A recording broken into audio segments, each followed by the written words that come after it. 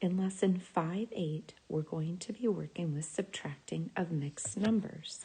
You will need your whiteboard marker, and your math journal too. Here you see 3 sets of fractions. It says that the fractions are equivalent or equal. I want you to write down either true or false. Just write down T or F. If they are equivalent, write a T. If they are not equivalent, write an F. Go ahead and complete number 1, 2, and 3. Pause your video and be ready to defend your answer. Don't forget to pause that video. Don't just let it keep playing. All right, for number 1, they multiplied the numerator times 4. So I'd have to take the denominator times 4. And 2 times 4 is not 5. It is 8. So that one would be false. Number 1 would be false.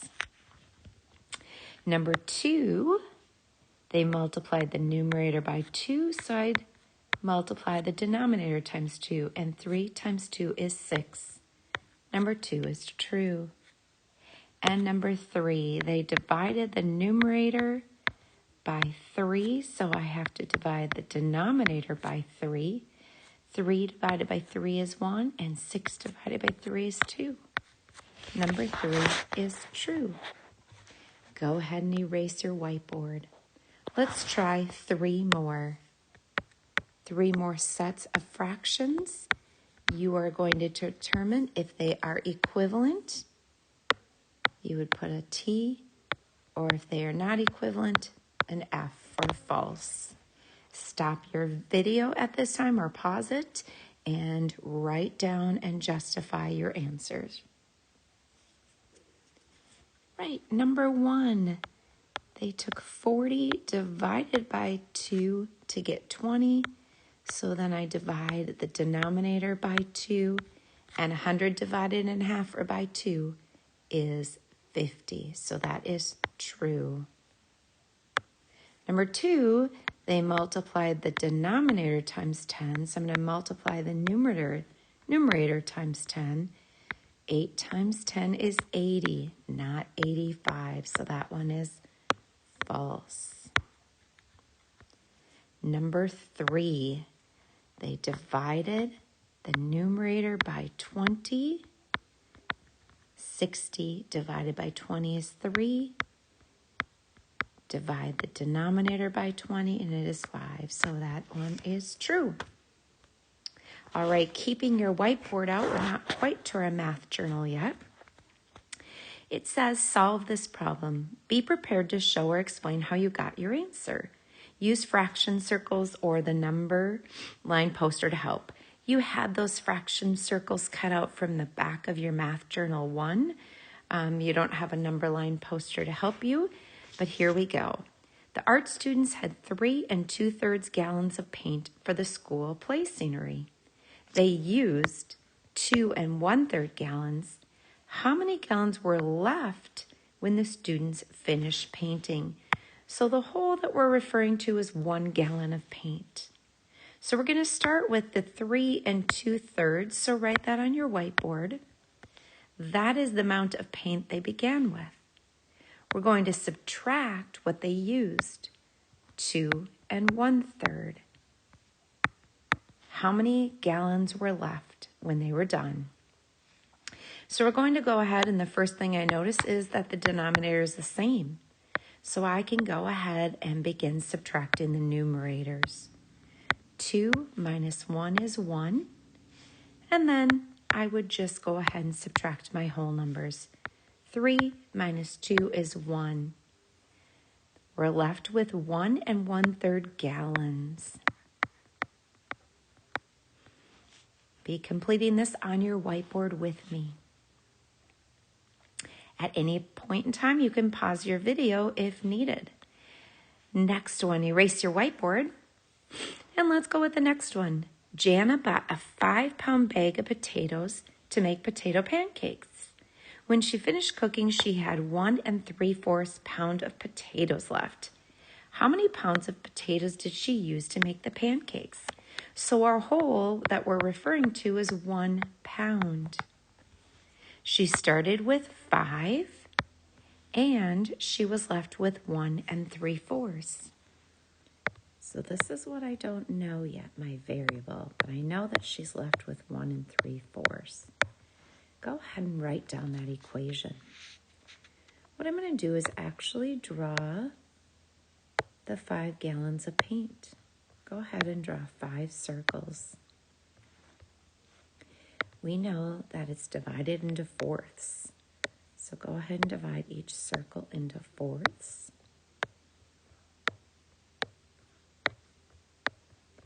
We know, and if I do this in red, that she's left with 1 whole gallon. So let's circle, color in that circle, 1 gallon plus 3/4 of another one, 1/4, 2/4, 3/4. That's what's left. So if I shade the remainder of the gallons, that would tell me how much she used. So I'm going to use dark blue for this.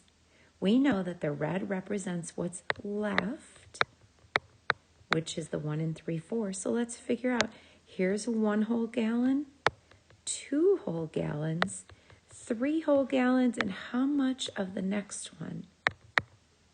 Well, there's 3 whole gallons. So X would equal 3 whole gallons, which is my shaded dark blue, and 1/4 of another one. So sometimes even drawing pictures will help you. We're going to go ahead and skip this slide and move into our journal for the sake of time. Go ahead and open Math Journal 2 to page 171. At the top it says subtracting mixed numbers. Solve the number stories. Use a different strategy for each one. Number 1, Raphael drew 2 line segments. The combined length was 7 inches. One of the line segments was 2 3/4 inches long. How long was the other line segment? So if you look at the label on this one, we're referring to 1 inch. Go ahead and write that in the whole box. And now what we're going to do is go ahead and show the number model with the unknown. So we know combined means together. It was 7 inches. One of the lines was 2 3/8. So if I subtract 2 3/8, that will give me what the other part of the line segment is. The unknown I'm going to represent with the letter X, my variable. What I'm going to do is I'm going to take my whole number 7, and I know that to make a fraction equal to 1, I have to have the same numerator and denominator. I learned that previously. So I'm going to change 7, and I'm going to take one whole number from that, and I'm going to turn that into a fraction that has a denominator of 8. So 6 8/8 is the same as 7. So go ahead and write this in your math journal.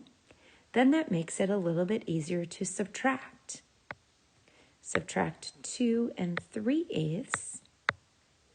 And now, because our denominators are the same, let me move that over a little bit. I can go ahead and just subtract my numerators. 8 stays the same. 8 minus 3 is 5. And then go ahead and subtract your whole numbers. 6 minus 2 is 4. So the answer with units is 4 5/8 inches. Be filling this out with me in your math journal as we go along. Number 2, the wingspan of a dragonfly is about 6 7/10 centimeters. It is about 1 9/10 centimeters wider than the wingspan of a mayfly. What is the wingspan of a mayfly? What we're going to go ahead and do is fill in the hole, which they're referring to centimeters. abbreviate centimeters cm, lowercase, and I'll write the number model with the unknown. So I'm going to take the larger number. We always take the larger number first, 6 7/10, and subtract 1 9/10 from it to get our missing wingspan of the mayfly. So I'll put M for mayfly. I'm going to write this problem vertically. So I'm going to start with 6 7/10, writing this with me, minus 1 9/10. First thing I know is that my numerator on the bottom is larger than my numerator on top. So I'm going to do similar to what I did in the previous problem. I'm going to borrow one whole from 6 and make it 5. What I'm going to do is add that whole number onto the fraction and turn it into a fraction. So I took 1 from 6 and made it 5, and now I'm going to turn that into a fraction that has the denominator that you see here, which is 10. In order to make that fraction equal to one whole, I have to put the same number on top. I'm going to add that together to get 17/10. Now I have the larger number on top, and I'm able to subtract. 17 minus 9 is 8. 10th stays the same, and now I can subtract 5 minus 1 is 4. So the answer in units is 4 8/10 centimeters. Moving down the page to number 3, 4, 5, and 6, we're going to again subtract our mixed numbers. Mixed numbers just means you have a whole number and a fraction. So we go ahead and keep fifths the same. The denominator stays the same. 3 minus 1 is 2. And go ahead and subtract your whole number. 6 minus 2 is 4. So our answer is 4 2/5. Number 2. I noticed something here. 45 minus 90. I cannot do it. So I'm going to borrow from the 4 and make it a 3. Next, I'm going to turn that whole number that I borrowed into a fraction equal to 1. Use the denominator that they are using in the problem, which is hundredths. In order to make that fraction equal to one whole, I have to put 100 on top. Now I just add it together with the fraction that was already there, and I get 145 over 100. Now my larger number is on top. You might need to do a little work over on the side. What is 145 minus 90? Go ahead and subtract.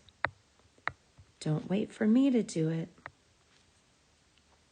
5 minus 0 is 5. 14 minus 9 is 5. So my numerator is 55, and hundredths remains the same. 3 minus 2 is 1. Our solution or answer is 1 55 hundredths.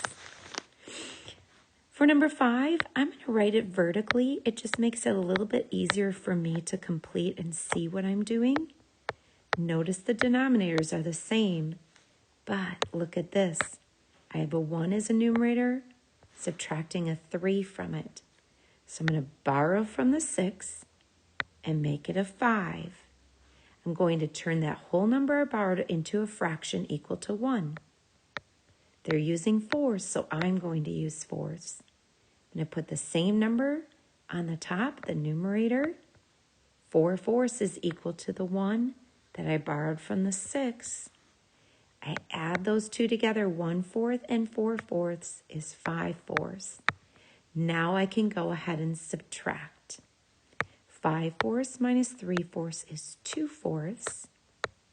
And then subtract the whole number. 5 minus 2 is 3. And lastly, I'm going to do the same thing again. 3 minus 1 and 4, 6. I'm going to do the same thing I did before. I'm going to borrow from that whole number. I'm going to turn that whole number into a fraction that has 6, because that's what our denominator is, in our second mixed number. I'm going to put the same number as my numerator as I have the denominator because that equals 1 whole. Now I can go ahead and subtract. 6 stays the same. 6 minus 4 is 2. And then subtract your whole number. 2 minus 1 is 1. 1 and 2, 6. Go ahead and check back with Schoology and see what else you have to do for today's lesson.